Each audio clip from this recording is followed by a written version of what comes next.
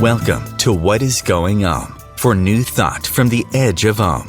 Each week on Om Times flagship radio show, veteran broadcaster, author, and media consultant Sandy Sedgbeer conducts thought-provoking interviews with inspirational authors, artists, musicians, scientists, speakers, and filmmakers who are working at the point where spirituality and science meet consciousness at the very edge of Om. Here is your host, Sandy Sedgbeer. Hello. With new studies confirming that hospital workforces and the medical industry in general is in very deep disarray, it's critical to understand that the keys to safeguarding our future physical, emotional, and mental health and well-being lies, quite literally, in our own minds and hands. Dr. Bradley Nelson is a globally renowned expert in bioenergetic medicine and one of the world's foremost experts on natural methods of achieving wellness. The creator of the Body Code system, CEO of the holistic education platform, which is called Discover Healing, and author of the best-selling book, The Emotion Code. Dr. Bradley joins me now to discuss his latest book, The Body Code, Unlocking Your Body's Ability to Heal Itself, in which he reveals how you can identify imbalances in 6 key areas of your body that are the root causes of physical, mental, and emotional issues, and release the emotional baggage that harms our health and relationships. Dr. Bradley Nelson, welcome. Thank you, Sandy. I really appreciate you having me on. It's great to be here. You've made it your life mission to help people understand that our bodies are composed of energy and that stuck emotions are at the core of most of our body's imbalances, and indeed behind 90% of all painful systems. That's quite a mission, and it all started with an experience you had at the age of 7. So tell us a little bit about that. Yes, that was really the beginning of my journey, age 7. I was really sick with the measles, and I'd overheard my parents talking, and I knew the plan was that I was going into the hospital the next day, going into something called an oxygen tent. I didn't know what that was. The tent part sounded kind of interesting to my 7-year-old boy brain, but I knew that that was the plan. And so on this night, everyone else had gone to bed, and I'm lying on the couch. My parents made a bed for me on the couch in the living room so I could be near their bedroom, so they could keep an eye on me. And I remember lying there on the couch feeling really ill and just sick, and feverish and nauseated. And my parents came into the room. Everybody else had gone to bed. My folks came into the room, and my mother said to my father, she said, "Honey, will you kneel down with me, and will you say a prayer for our boy so he'll be able to get well?" And knowing my dad, it was probably the first time I'd ever heard him pray out loud. He wasn't a preacher or anything like that. He was in construction and real estate. But they knelt down by the side of this couch, and my dad starts offering this prayer. And in the middle of this prayer, this change begins at the top of my head, and it goes through my body to the soles of my feet, and I was instantly made well.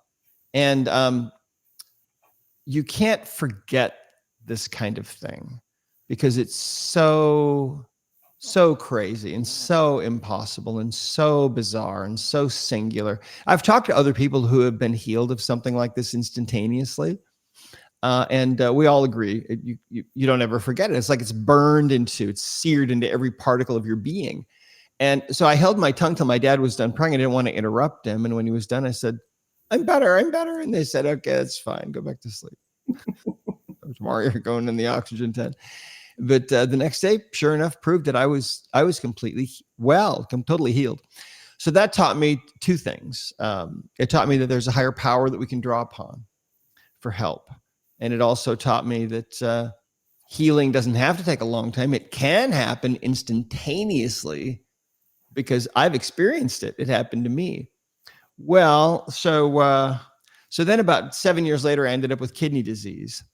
And there was nothing that could be done for me medically, but it was quite serious, very serious, really. And my folks took me to see some alternative doctors, some holistic doctors who practiced out on the edge of town in a trailer house in the middle of a wheat field, and they started working on me, and my body started responding immediately to what they were doing. I could feel it in my body.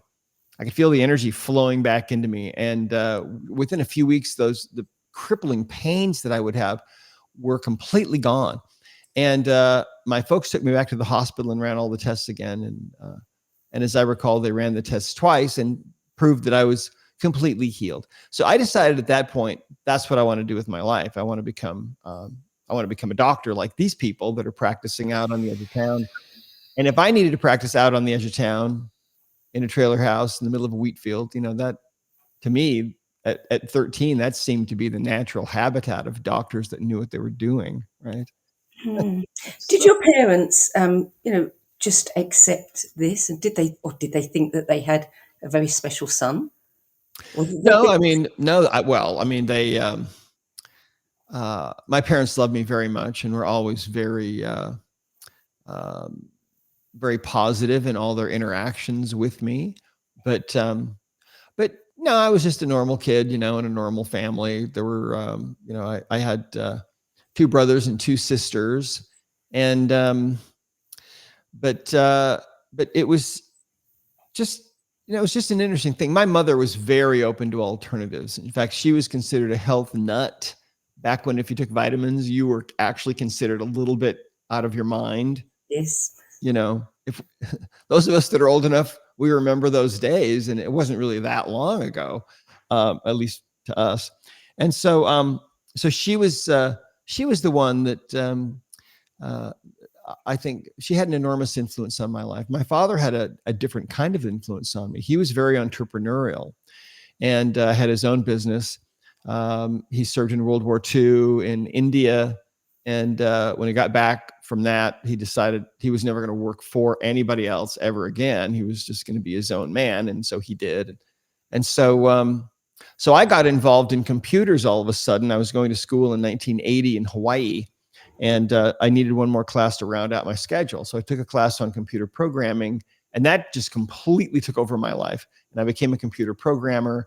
And I mean, I was an absolute nerd, geek, whatever you want to call it, and taught myself programming. And I created a business in the early 80s called the Computer Tutor, where I would go into people's businesses and I would program their computer systems. I'd look at their flow. And these would be companies that would have purchased a new IBM PC, for example, and there was no software in those days to run, to make the computer really very useful. And so I would write the software customized for their business. And I loved doing that. I thought it was really fun. I got to meet a lot of interesting people.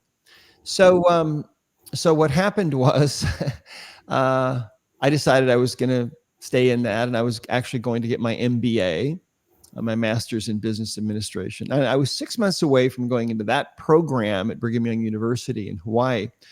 And we went home to Montana, and where I'm from. And we were sitting around, my wife and I, we had a little girl at the time. We were sitting around with my folks, and my dad, totally out of the blue, said to me, "Are you sure that you don't want to go to chiropractic school?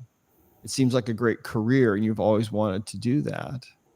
And I said, "Nah, I'm going this other direction. I'm going to get my MBA and be really into computers and go to work for IBM or something." And he said, "Well, why don't you think about it one more time?"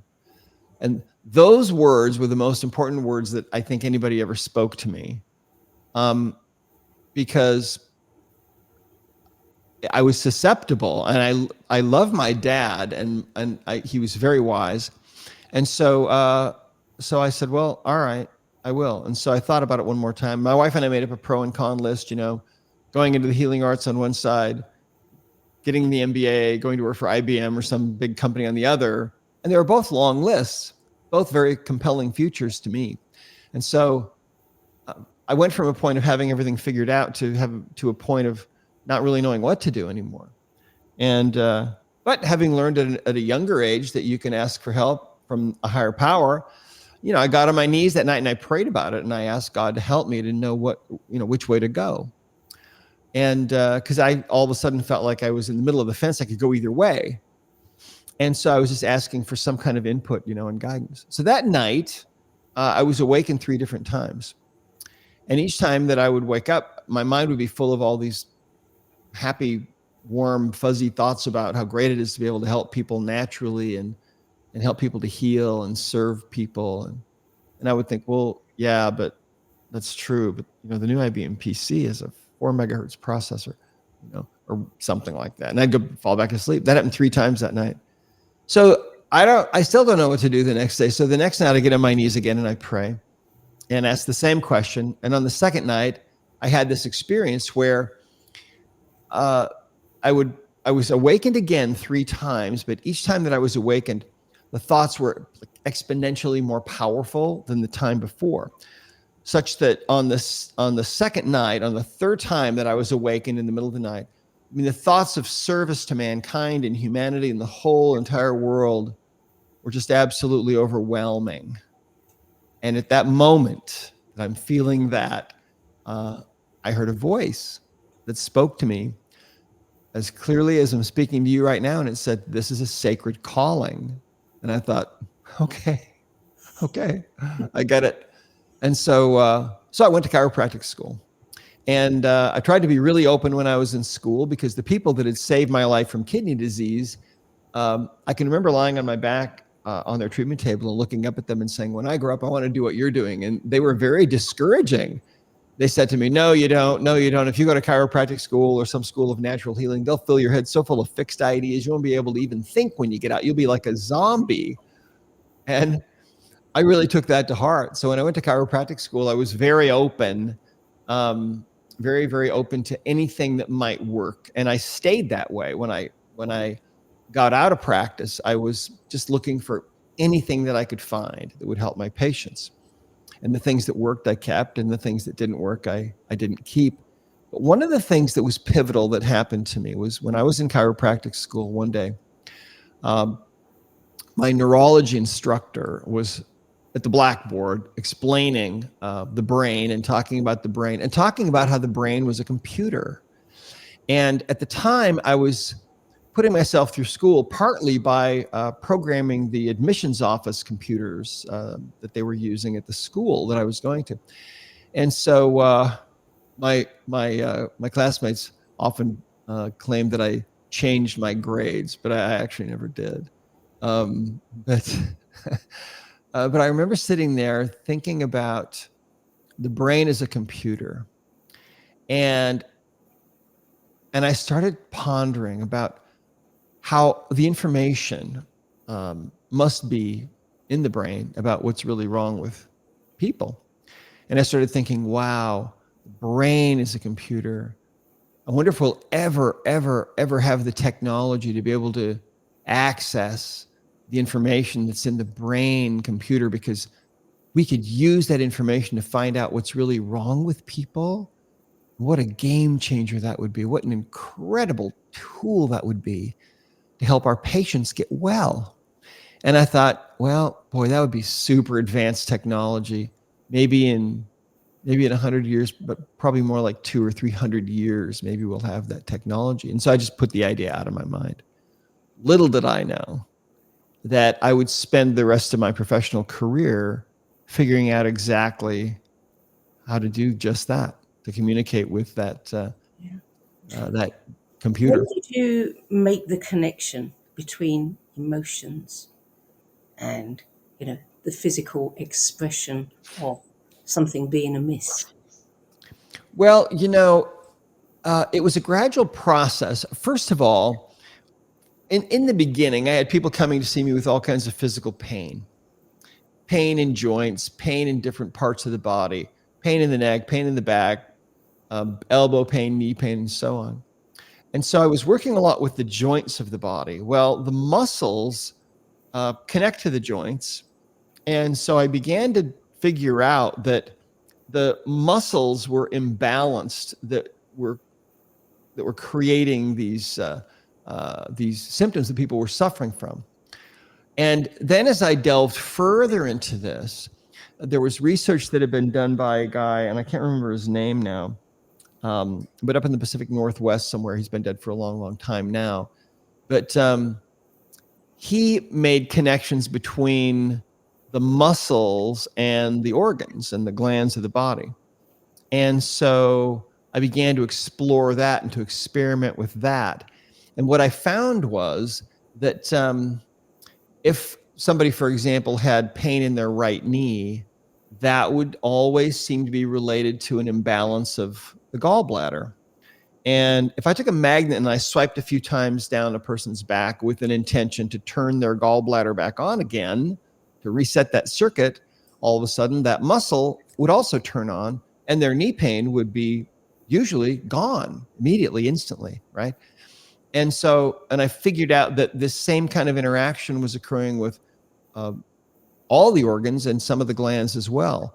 I found, for example, that if the liver was imbalanced, there was a muscle in the back, right in between the shoulder blades, that would imbalance. And so that would tend to cause pain in that area of the body.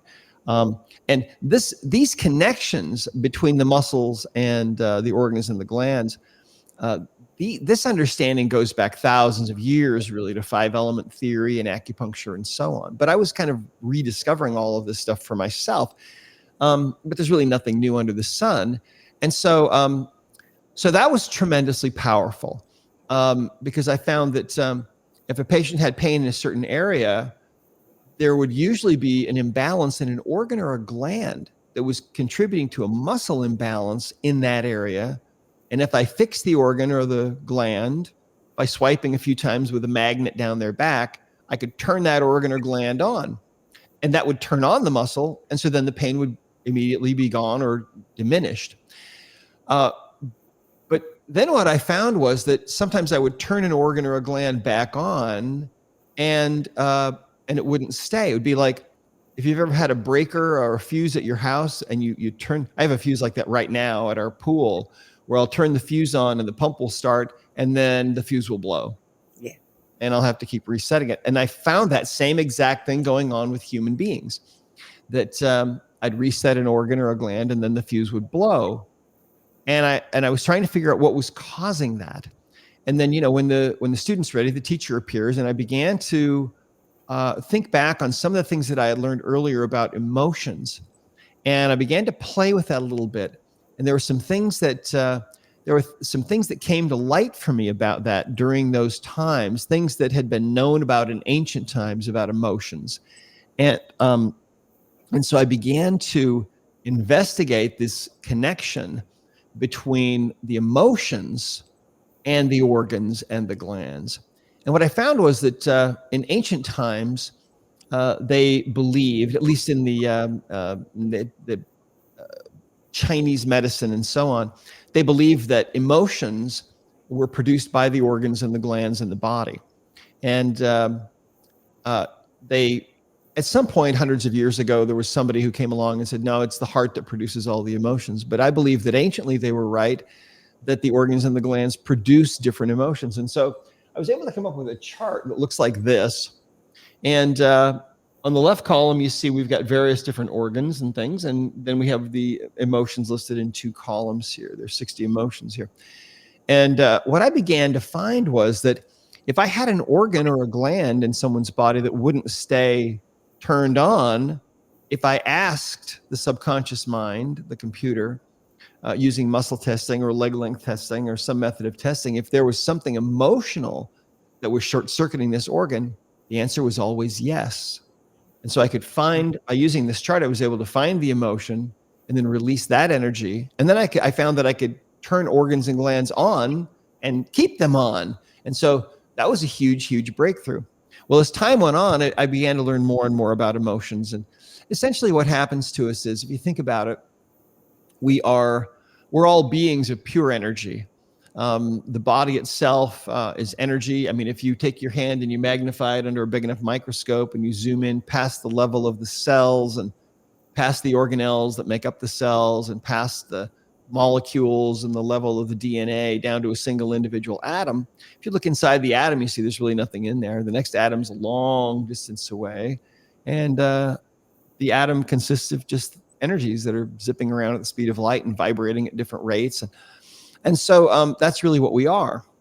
Well, when you're feeling an intense emotion on an atomic level or on a quantum level, what's happening is you're feeling a certain frequency, a certain vibration. Every emotion has its own frequency. Mhm. Pure joy is way up there on the high end, and absolute total shame is on the low end, right? And then in between, we've got all these other emotions that we experience. Well, what I found was that all my patients, no matter how young or old they were, no matter what they were suffering from, whether it was a physical problem or a mental problem, or an emotional issue, they all had something in common, and that was their emotional baggage.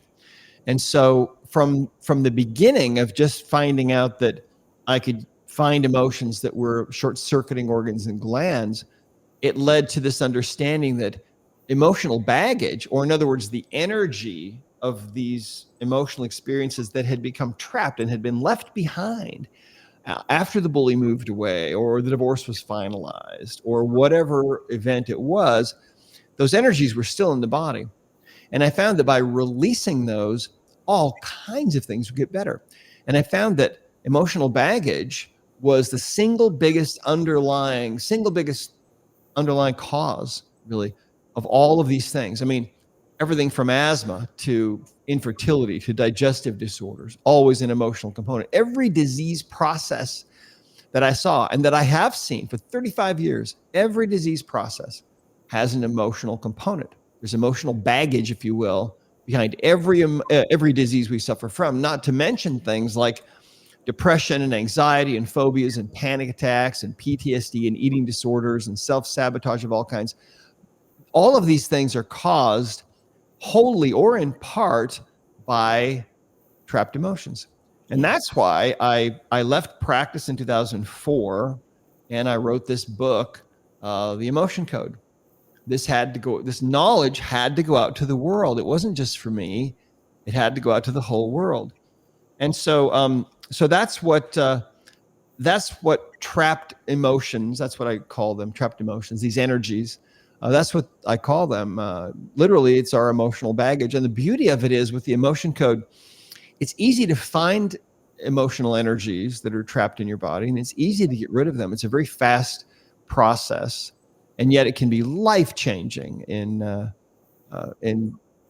what it can do for you. And that's what's really driving this the success of this all over the world. In fact, you can kind of see me on the wall behind me. These are all different translations of the emotion code in different languages.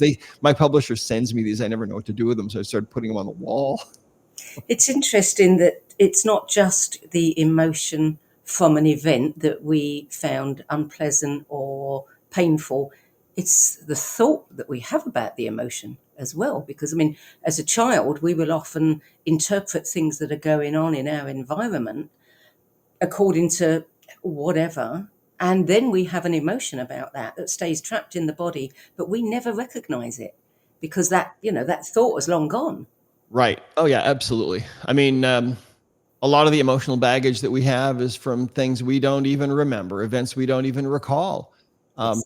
You can have emotional energy trapped in the body from an emotion that your mother felt when you were in the womb. If she went through something intense, you can inherit emotional energy at the moment of conception from mom or dad. And they might have gotten it at conception from their mom or dad. And these can go back for generations. Yes. And so we see things like this where, for example, a young woman is having a hard time finding love and just can't seem to figure it out and is alone. And then finally, we figure out when she's 40 years old, she's carrying emotional baggage from a grandmother who was jilted at the altar. So she has that energy in her. That's part of her now. So by releasing that energy, she's able to finally find love. I mean, money too, your eighth grade grandfather was thrown into the poorhouse, and you might be carrying that energy from him, all that grief and shame about money. And now you have that. And you don't know why. And you don't know why you have such a hard time with money. It's fascinating. That's a bit harder for people to accept, isn't it? That, I can accept that my emotions, are affecting my body, but that somebody that I never even knew might also, have something to do with it. That's a hard one for people to try. Yeah. Well, science is bearing this out, though. Scientific studies and research have been done that show that this absolutely happens. It's indisputable. the first study that was really done on this that started opening up this whole ball of wax was a study done, I believe it was in Atlanta, where they took mice, and they would, at the same time that they would submit these or expose these mice to an electrical shock, they would blow the scent of cherry blossom into their cage. And so pretty soon, these mice would, if they smelled cherry blossom, they would have a fear reaction because they knew they were going to get shocked. Well, what they found was the offspring of those mice would have a fear reaction, even though the offspring had never smelled cherry blossom. It had never been shocked. The moment, no matter how old they were, the moment they smelled cherry blossom, they would immediately have a fear reaction to that. Well, to take it further, they took sperm from these mice and took the sperm across the other side of this university campus, and they impregnated female mice that had never been shocked, that had never smelled cherry blossom in their lives. Those offspring were sensitized to cherry blossom too. And so the scientists, they're trying to figure out how this works in terms of DNA. And they're looking at the DNA under the microscope and just puzzling, how is this even possible? But of course, it's all because of quantum physics. It's energy. It's quantum energy. It's emotional baggage, literally, that the mice are passing down. And we know that this works unbelievably well with animals. In fact, we've certified almost 12,000 people now in over 80 countries around the world who want to do the emotion code for a living and or just really master it. And they have to work with a minimum number of animals, because we know that when animals have behavioral issues, or if they have some kind of a physical issue like lameness in a horse, for example, it's almost always emotional baggage that's doing it. And by releasing those emotions, you can change the behavior. You can change how that animal is feeling. And there's no placebo effect with animals. They just all of a sudden are walking normally, or they're not. Your cat's not peeing in your shoes anymore, or whatever it might be. It's interesting, isn't it? Because this research is showing us that the trauma that everybody's experienced over the last few years with the pandemic. Yes. What is that trauma going to be doing to our grandchildren? We have to find ways to mitigate that. Well, exactly. There was a great book that was written. I can't think of the name at the moment, but it was about the grandchildren of Holocaust survivors. Yeah. And they looked at those people and they found that all of a sudden, here's a totally different group of people. There are changes in the DNA. They're much more susceptible to stress and so on, and diseases. Apparently, the only difference is that their grandparents went through the Holocaust. And so we know that this is a very, very real thing. The beautiful thing about the emotion code is that it's an easy process to learn, to communicate with that subconscious mind, the computer inside, find those energies and release those. Yeah. But it goes even beyond that, because you see, when I was in practice, Sandy, I always had a computer there with me, and I was always trying to catalog and organize the things that I was finding on my patients. And so gradually, over many years, I learned that there are really 6 different kinds of imbalances that cause all of our symptoms. And that's really what the body code is about. That's your new book. That's the new book, right? Exactly. And so I'll show you a picture here. There are 6 different kinds of imbalances that cause all of our physical and mental and emotional symptoms. And there are things like energies, which of course are trapped emotions. There are things like imbalances of the circuitry and the systems of the body, disconnections between the spirit and the physical body, and so on. There are toxins. We're exposed to lots of toxins in the world that we live in. We can have pathogens living in the body. If you got pathogens living in your body, you got to get rid of them, or you're not going to be as healthy as you could be. Any tissue can misalign. And then there are nutritional and lifestyle issues. And so all of these things are detailed here in the Body Code book.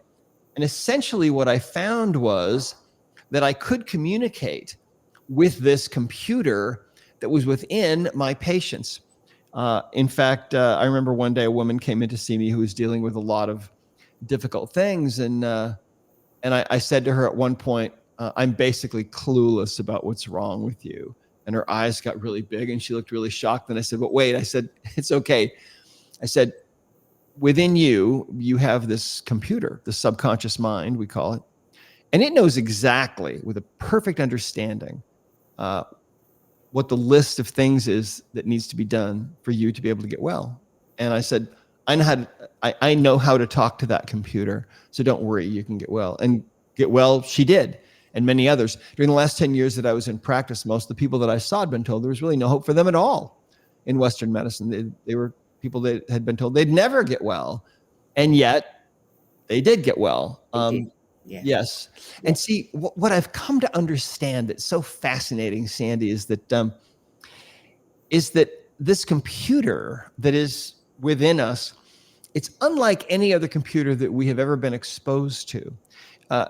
If I think about, for example, my phone, here's my phone, right? And it has a screen where I can see things and I can use my finger to touch things, right? It's a touch screen interface. But it's a computer, isn't it? I mean, the phone's a powerful computer. I'm sitting at my laptop. What do I have? I've got a screen where I can see things, and I've got a keyboard where I can put in information and so on. So it's a screen/keyboard interface, right? Well, this computer that is within each of us is a binary computer. It's almost like a computer from an alien world that we're exposed to, and we don't have any idea how to make it work because there's no keyboard, there's no screen. How do we get information? How does that internal computer display information? How does it get messages to us? It gets messages to us through the symptoms that we experience, the pain that we feel, the depression, the anxiety, the infertility, the asthma, the panic attacks, all of those things and more, the diseases we're diagnosed with. All of those things, our inability to find love or make money, those are all symptoms that are being displayed in our life by this almost alien computer, really, that is within us. Alien in the sense that we're just not used to how it communicates. But it's been communicating to us all along through all of these symptoms, right? Constantly. And so I'm going to have to hold you there. Okay. This is a really important point. And I also want to take that one step further and talk about the beliefs as well, because we have to bring that into it. But we need to take a break now, so we'll be back in a few moments. You're listening to What is Going On. I'm Sandy Sedgbeer, and my guest today is globally renowned expert in bioenergetic medicine and one of the world's foremost experts on natural methods of achieving wellness, Dr. Bradley Nelson. And we're talking about his latest book, The Body Code, Unlocking Your Body's Ability to Heal Itself. We'll be back with more from Bradley Nelson after the break.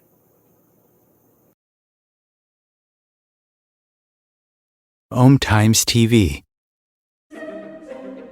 Imagine becoming a super influencer. Reinvent yourself, invest in your brand, and then manifest your success with a robust spheric approach. Om Times Media and Broadcasting offers a unique and multifaceted way to become the spiritual and conscious influencer you deserve to be by putting your message across our powerful platform with its proven record of integrity and excellence.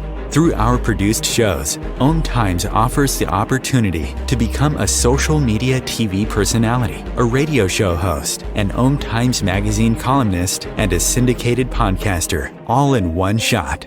By live streaming your show on Om Times TV and broadcasting it across the extensive Om Times radio and TV networks, you become more than a host. You become an ambassador and a force for positive change. Om Times. Open yourself to the possibilities.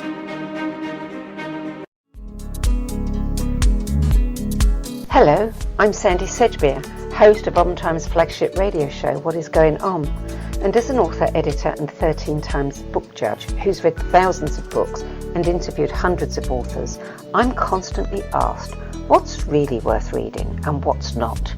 So I created the No BS Spiritual Book Club to help you save time and money by picking the brains of discerning names who've walked this path before you. There's no catch, no fees and no BS, just an ever-growing library of 10 best spiritual book lists from some of your favourite authors and teachers, plus free book excerpts, audios and video interviews with people like Don Miguel Ruiz Jr., David G., Lee Harris, Mark Nepo and more. For From well-known classics to hidden gems you've never heard of, it's the only no BS guide to the best spiritual books to enlighten your journey of self-discovery. So why not join the club? Get inspired and save money at the nobsspiritualbookclub.com. There are 16 million children struggling with hunger in America. That's 1 in 5 daughters, sons, neighbors, and classmates who don't know where their next meal is coming from. Yet billions of pounds of good food go to waste every year. It's time we do something about it. Feeding America is a nationwide network of food banks that helps provide meals to millions of kids and families in need. Visit feedingamerica.org to help them feed even more. Together, we can solve hunger. Together, we're feeding America.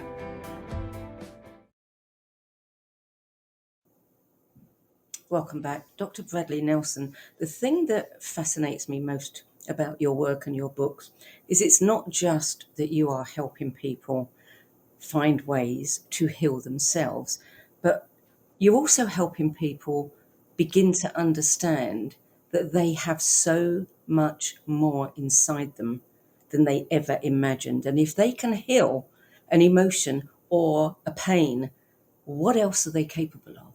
And that's the real thing that we need to be looking at today. Well, yes, absolutely. I mean, it's funny because we're born into this world, I believe, from a place of absolute infinite glory. And we come into this world and the vibration level is just incredibly low. And immediately we start being lied to about what we're capable of. And so mankind as a whole is kind of sleepwalking through their lives, having no idea what they are capable of, and that the body is this self-healing organism. And there are all of these vested interests where lots and lots of money is at stake that are continually propagandizing people literally all over the world about what's healthy and what's good for them and what isn't, creating all of this conventional wisdom that most of the time is not even true.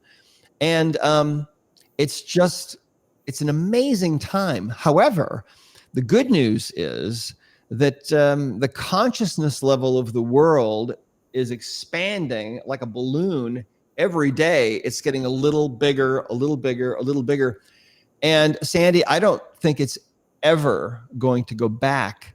I think that we're on a one-way track to an awakening unlike anything that the earth has ever seen before.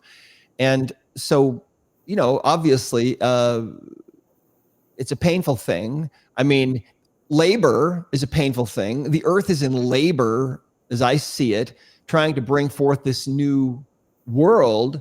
But it's going to be a future so bright, we're all going to need sunglasses because I believe that there's a future that's around the corner for us.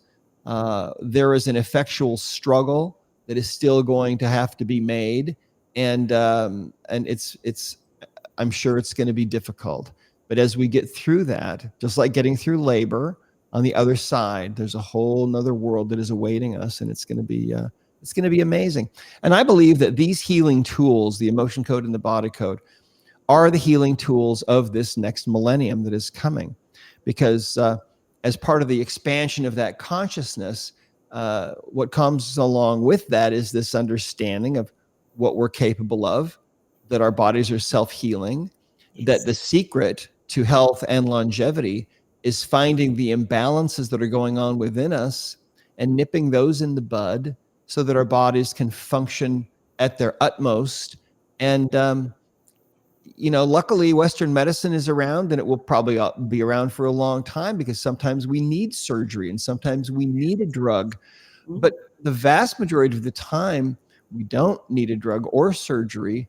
So what can we do? Well, we can work on ourselves. I mean, we have wives who have healed their husbands, for example, of terrible PTSD coming back from the military, people who were very non-functional. We have mothers healing their kids of autism, which you would think is not healable, but it's happened in our own family. We have We have wives healing their husbands' low back pain, husbands healing their wives' depression, parents healing their children of their anxiety and all kinds of issues. And so that's the beauty of this. So many of our children today are suffering from anxiety and depression, and we know there's an epidemic of mental health.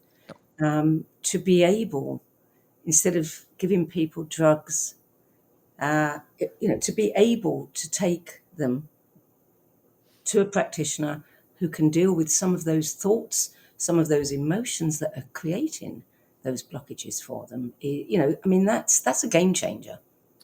Well, yes, it absolutely is. And in fact, we just introduced our third level of certification. It's called the Belief Code. And the Belief Code is a method of uncovering the negative belief systems that exist in the subconscious mind. And so every belief that makes up a system, you can think of a negative belief system as being a collection of beliefs that you might think of as being like a tree, where you might have the roots of that belief that started years ago that maybe are like the root of the tree. And then the trunk of the tree and the branches might be limiting beliefs and negative beliefs. But we now are able to identify those and essentially delete those from the subconscious mind. And we can't change conscious beliefs, but we can change subconscious beliefs. And the results are absolutely amazing with this work. We have 80 people that we certified just this last weekend at our very, very first certification event in Las Vegas. But this is going to be our third level. It's our third level of certification. So when we certify when we certify people, anybody can certify in the emotion code or body code or belief code. There's no prerequisites. Anybody can learn this. And anyone can learn the emotion code and the body code, and they can do this themselves. And that's why these books are published, because we have people all over the world doing this. But then some people decide they want to really master this, or maybe do this for a living, and anyone can do that. So we have those three levels. Tell us how, once you've identified, a belief, an emotion, or whatever it is, how do you then remove that? Well, what I found was that when going back to the emotion code, the way that we do that is when you identify, and by the way, you have to have a way to communicate with the subconscious mind. And so we teach you a number of different ways of doing that. Most of them involve some kind of muscle testing. You can learn how to muscle test yourself. You can learn how to muscle test other people. And you can learn how to do it at a distance. In fact, all of that is taught in both of these books. But when we identify a belief system, the way that it works is in the belief code, we have 3,000 different beliefs that we've accumulated over many, many years from all the work that we've done. We've collected all of those. And those beliefs exist within this software app. The app is called the Body Code System that people can download. It's a subscription app. And when you're certified or you're in the certification program for belief code, then that becomes available to you. Anyway, what happens is, do you want me to, I can share my screen if you'd like. I don't know if that works or if that's... I don't know if that works, but give it a go. Well, all right, let's see here. Hold on just one second then. And let's see. Here we go. All right, let me see if we can do this. Share screen. Here we go. Window. Let's see. I think I need to move this to a different window here on my computer really quick, and then I think I can do this. Anyway, so the subconscious mind is able to figure out what these things are. So here we go. I think I can share my screen now. And I think that your viewers will like to see this. Okay, here we go. All right, so can you see my screen okay? No. Not yet, huh? Okay, let's try that again. Yes, there we go. How about now? Yes. All right. So this is the body code system running on my laptop. And so here we have the 6 major imbalances, categories that cause all of our trouble, and toxins and energies and misalignments and things. But up here we have the belief code. So what we have found is that there are 7 different categories of beliefs, and they correspond to the 7 chakras in the body. Okay. So we have beliefs about the divine, about love and survival, and so on. So when we're trying to identify a belief, because the subconscious mind is connected into the database of universal intelligence, it knows exactly what's in this system, and it knows all of these thousands of beliefs that are in here. And so let's say that I'm working on you and you have some kind of a negative belief system. We would start with the leaves of the tree of the belief system. We would ask the subconscious mind if there is a belief system. Then we would start to identify the negative beliefs. And maybe there's a negative belief about love. And so maybe it's about partner. So we would click there. We go into the negative statements. And then here we have these negative statements. And so then we would ask, well, all right, we're tracking down a specific belief. And we would ask, is this statement in one of the odd rows here or an even row? And we would say, well, let's say it's in an even row. Maybe it's in row 4 or section 4. So now what we have here, or let's say it's in section 2. So what we have here now is we've got 11 different beliefs. And so let's say that it's number 5. We would identify that through muscle testing. So then we would write that one down. That's a negative program. And in this same way, we would identify a limiting belief. And you never know where these things are going to be. Let's say that this one is in this area right here. Let's say that I'm a rebel against all authority. Okay, maybe that's one. That's a belief. So we can identify all of these beliefs. Again, there are about 3,000 beliefs in here. We can identify all of the beliefs that are making up a system. Then what we do at that point is, once we've identified a complete negative belief system, which might include anywhere from 1 to 4 negative programs, or maybe 2 or 3 limiting beliefs, or there might be a faulty core belief. There usually is sometimes even more than one. There might even be what we call a faulty core identity, which is something that's formed before age 7, that is like the soil that the tree is growing in. When we identify all of those, then we go to the body code. And what we do then is we ask if there is any imbalance in the body code that is associated with this negative belief system. And we might find something like maybe there's an allergy to a certain idea, or maybe there is a particular trapped emotion, maybe that was inherited or absorbed or something. And we'll clear those out.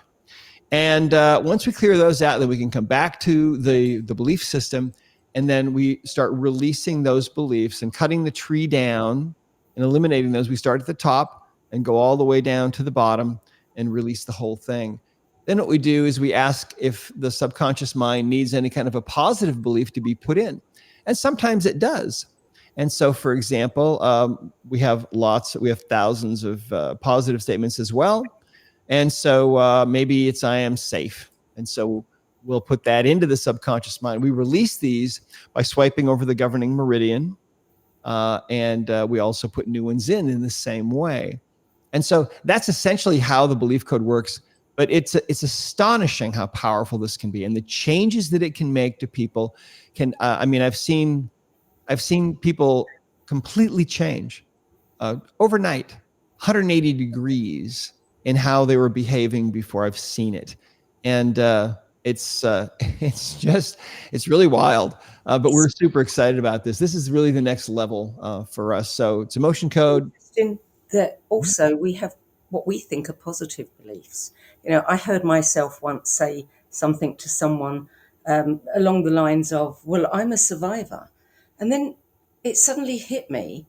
If I believe that, then I've got to be constantly creating things in my life to survive. Right. So we need to think about some of those beliefs as well. Yeah, that would mean you're in survival mode all the time, like you just walked away from the plane crash, right? Yeah, exactly. Yeah.